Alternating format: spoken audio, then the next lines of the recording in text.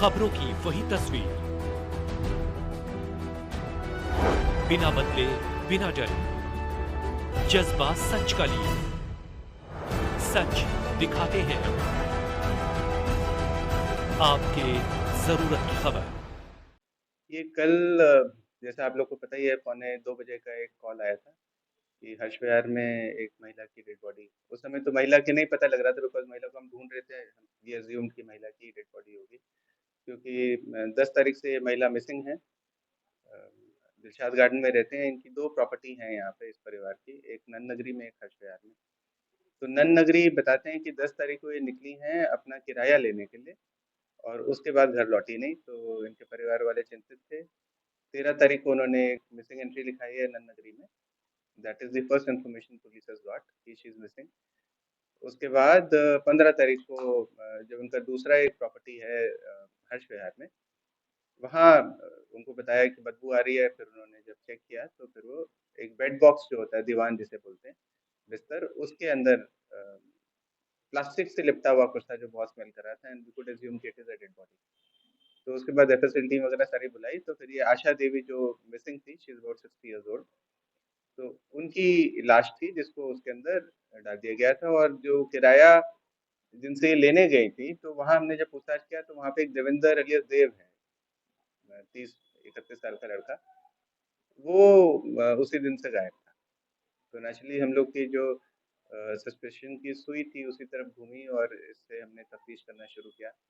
तो इसमें जो इम्पोर्टेंट, हम लोगों ने 3-4 टीम्स बनाई थी। जो एक टीम थी जो एसीपी हमारे अभिषेक हैं, एसीपी गोकुलपुरी, वो नन नगरी का काम देख रहे हैं, और हमारे एसएचओ नन नगरी साहब, रणधीर सिंह साहब, इन लोगों ने एक अच्छी टीम बनाई और सारी सीडीआर एनालाइज करके, सब कुछ करके देवेंद्र को ढूंढ के निकाला।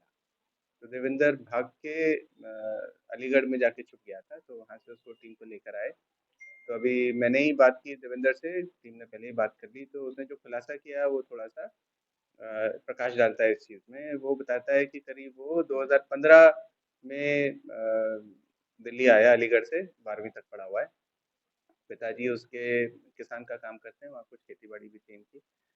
और बड़े सपने लेके जैसे लोग आते हैं दिल्ली, तो ये भी आ गया। पर यहाँ के कुछ कहता है कॉपर का मैंने कुछ काम वाम भी किया, फिर वो कोविड पीरियड में वो ठप हो गया, तो प्रेजेंटली 2 साल से अनएम्प्लॉयड है।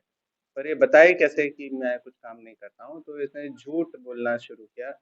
पहले अपने पिताजी को जाके इसने बोला कि जी मैं जर्मनी में पढ़ता हूँ, और उनको कन्विंस करने के लिए कि मैं बड़ा आदमी हो गया हूँ, ये अपने साथ कुछ पीएसओ हायर करके ले गया।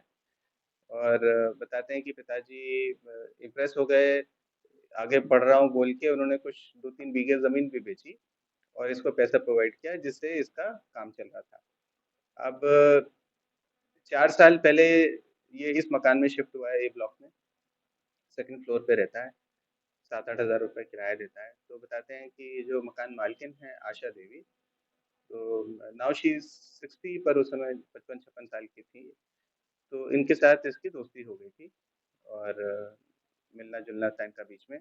और उसी फ्लोर में एक उर्मिला देवी रहती हैं, उनकी एक बिटिया है। तो ग्राउंड और फर्स्ट फ्लोर उनका है नीचे वालों का, तो सेकंड में ये रहता है। तो उनकी जो बेटी है उसके साथ भी इसकी दोस्ती हो गई, और उनका ये रिश्ते की भी बात चल रही थी। अब हुआ क्या है कि 4 तारीख को उनका रोका हुआ।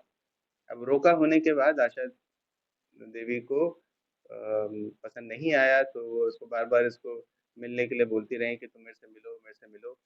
और 10 तारीख को ये तय हुआ कि ये लोग हर्ष विहार वाले मकान जो कि खाली था, वहाँ पे जाके बैठ के बात करेंगे। वहाँ पे जब ये लोग गए, तो दोनों में झगड़ा हुआ इस बात को लेके कि भाई तुम कैसे शादी कर सकते हो? जब तक मैं हूँ तुम शादी नहीं करोगे। एंड ये शादी करना चाह रहा था। Naturally he is young, he is 31। और इसने महक के परिवार वालों से भी झूठ बोला हुआ था कि मैं सीबीआई में काम करता हूँ, मैं कुछ और काम करता हूँ, और मतलब झूठ, नटवर लाल टाइप है ये थोड़ा। तो हर किसी को थोड़ा झूठ-वूठ बोल के इम्प्रेस करने की कोशिश करता है। तो वहाँ इन लोग की जो कहा-सुनी हुई वो थोड़ी-सी आउट ऑफ कंट्रोल हो गई, बताते हैं ये कि। और फिर आशा देवी ने हाथ उठा दिया इनके ऊपर, 2-3 बार थप्पड़ मारा। तो गुस्से में आके इसने भी वहाँ एक ईंट रखी थी पहली मंजिल पे, वो ईंट उठा के उनके सिर पे मारी। वो गिर गई, तो फिर उन्होंने 3-4 बार और मारा, और फिर इसको समझा नहीं क्या करें, तो फिर नीचे लेके गए ग्राउंड फ्लोर पे। फिर बाहर गया एक शॉप से, इसने करीब 20 मीटर प्लास्टिक का पॉलिथीन का वो शीट खरीदा, 600 रुपए का खरीदा। उस बात को भी हम लोग वेरीफाई कर रहे हैं अभी। और फिर वापस जाके बॉडी को लपेट के उसने बेड बॉक्स के अंदर डाल दिया।